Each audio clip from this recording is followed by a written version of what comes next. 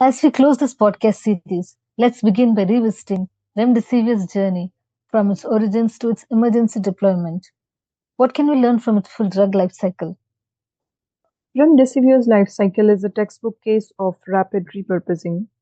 Originally developed for Ebola, it demonstrated broad-spectrum antiviral activity which allowed it to be quickly redirected when SARS-CoV-2 emerged. Its pre-existing preclinical data gave it a head start in the drug race. From phase 1 data to compassionate use and then emergency use authorization, the timeline was compressed significantly. What this taught us that maintaining a portfolio of shelved antivirals with known safety profiles is a strategic advantage because foundational toxicology and pharmacokinetics data already exist, allowing for fast-track clinical entry in a new context. The scientific community responded at unprecedented speed.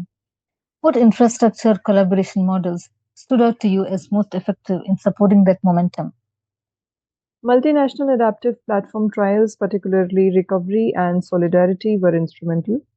These frameworks allowed multiple interventions to be evaluated simultaneously under a unified protocol, making them more efficient and statistically robust. Equally important was the real-time data dissemination through preprints and share registries. On the backend, bioinformatics support for viral evolution tracking and drug response modeling helped prioritize agents like remdesivir early on. Going forward, preserving these collaborations through inter-pandemic preparedness initiatives will be key to sustaining this momentum. Looking at Remdesivir through the lens of emergency pharmacology, how has it shaped the understanding of deploying drugs in crisis conditions?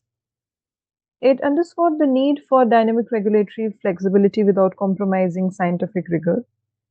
Emergency pharmacology now must consider not just early efficacy signals, but also manufacturing scalability, distribution logistics, and pharmacovigilance infrastructure from day one. Remdesivir highlighted the value and limitations of surrogate endpoints like time to recovery versus hard outcomes like mortality, prompting a reevaluation of clinical trial endpoint strategies under emergency timelines. Any final thoughts on how Remdesivir has redefined the antiviral playbook? Yes, it validated the feasibility of repurposing, but also revealed the need for dedicated antiviral platforms tailored to respiratory RNA viruses. More importantly, it emphasized integrating drug development with real-time surveillance, trial platforms, and global regulatory harmonization. The lessons from Remdesivir aren't just about one molecule. They are a blueprint for how the ecosystem needs to function cohesively when speed and scale are paramount.